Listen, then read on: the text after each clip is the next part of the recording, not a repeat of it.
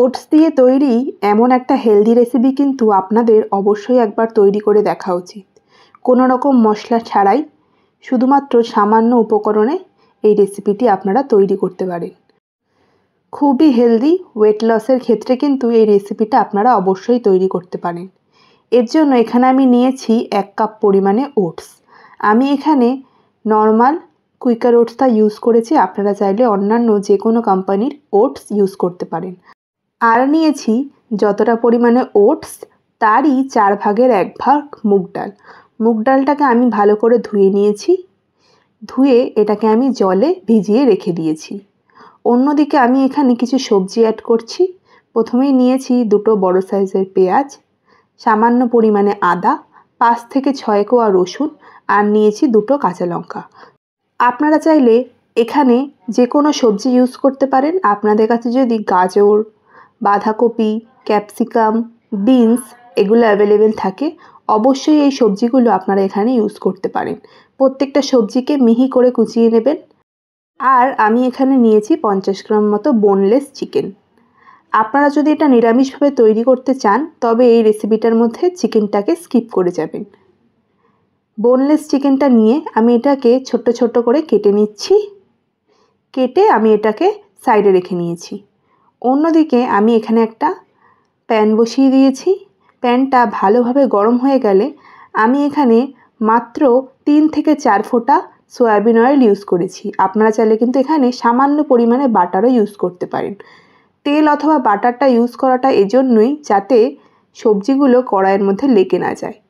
আপনারা যদি চান তেল অথবা বাটার ইউজ করবেন না তাহলে কিন্তু এটা স্কিপও করতে পারেন।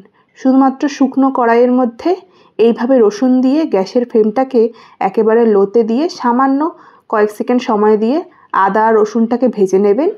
আদা রসুনটা যখন হালকা ভাজা হয়ে যাবে তখন একটা সুন্দর স্মেল আসবে। সেই সময় আমি দিয়ে দেব পেঁয়াজ কুচি আর কাঁচা লঙ্কা কুচিটা। আর এই সময় যদি আপনারা অন্যান্য সবজি ইউজ করতে চান তখন এই সবজিগুলোও কিন্তু এর মধ্যে অ্যাড করে দেবেন।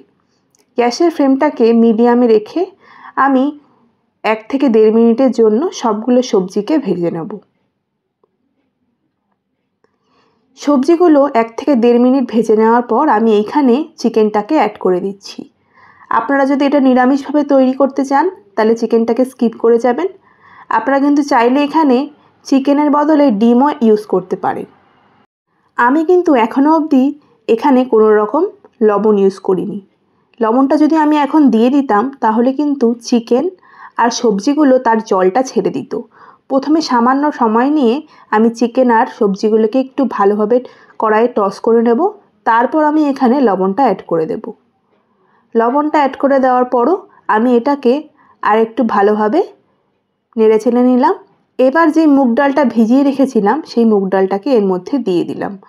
আপনাদের কাছে যদি মুগ ডাল অ্যাভেলেবেল না থাকে তবে এখানে মুসুরের ডালও ইউজ করতে পারেন। তবে মটর ডাল কিংবা ছোলার ডাল ইউজ করবেন না, কারণ ওই ডালগুলো সিদ্ধ হতে একটু বেশি সময় নেয়। মুগ ডাল কিন্তু খুব তাড়াতাড়ি সিদ্ধ হয়ে যাবে।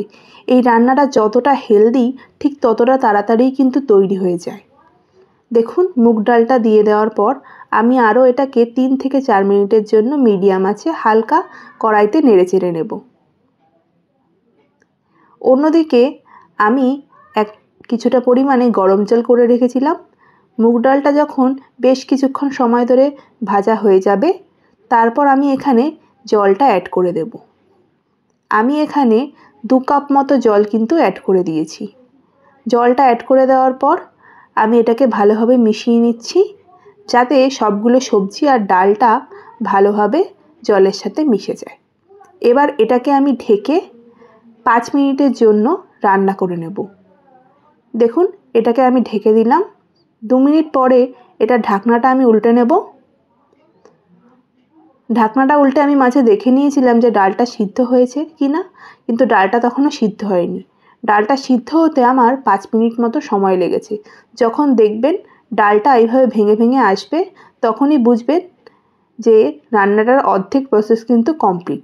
এবার ডালটা যখন এইভাবে ভেঙে ভেঙে আসবে সিদ্ধ হয়ে তখন এর মধ্যে আপনি অ্যাড করে দেবেন বাটিতে থাকা ওটসটা। যেই ওটসটা ছিল সেই ওটসটাকে আমি এর মধ্যে অ্যাড করে দিলাম। অ্যাড করে এটাকে ভালোভাবে একটু মিশিয়ে নিচ্ছি। ওটসটা দেওয়ার পর আগে যেই জলটা ছিল সেই জলটা ওটসটা পুরোটা টেনে নেবে, তাই জন্য আমি এখানে আরও 2 কাপ পরিমাণে জল অ্যাড করে দিয়েছি। জলটা অ্যাড করে দেওয়ার পর আমি এটাকে ভালোভাবে আবারও মিশিয়ে নিচ্ছি। এবার ওটসটা যতক্ষণ না ভালোভাবে সিদ্ধ হয়ে আসছে ততক্ষণ অবধি আমি এটাকে ভালোভাবে ফুটিয়ে নেব। মাঝে আমি কিছুটা স্বাদ মতো নুনও কিন্তু এর মধ্যে অ্যাড করে দিয়েছি। দেখুন ওটসটা কিন্তু ভালোভাবে ফুটে গেছে, আর দেখুন এর কনসিস্টেন্সিটা ঠিক এই রকম তৈরি হবে। ভালোভাবে ওটসটাকে ফুটিয়ে আমি সিদ্ধ করে নেব। 3 থেকে 4 মিনিট ধরে যদি আপনারা ওটসটাকে ফোটান তাহলেই দেখবেন ওটসটা কিন্তু সুন্দর রান্না হয়ে গেছে। এইভাবেই ওটস আর চিকেন দিয়ে এরকম একটা দারুণ রেসিপি কিন্তু তৈরি হয়ে যায়। সকালের ব্রেকফাস্টে কিংবা রাতের ডিনারে কিন্তু এই রেসিপিটা আপনারা অবশ্যই ট্রাই করতে পারেন। দেখলেনই কত সুন্দর রেসিপিটা তৈরি হলো একেবারে সামান্য উপকরণে। রেসিপিটা তৈরি করা যতটা সহজ ঠিক ততটাই হেলদি একটা রেসিপি। দেখুন এবার এটাকে আমি বাউলের মধ্যে সার্ভ করে দিচ্ছি।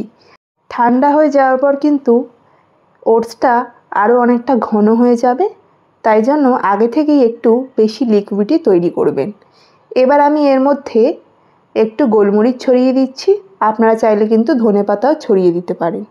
তাহলে আজকের মতো এটুকুই, দেখা হচ্ছে পরের একটা নতুন ভিডিওতে। সকলে সুস্থ থাকবেন এবং ভালো থাকবেন।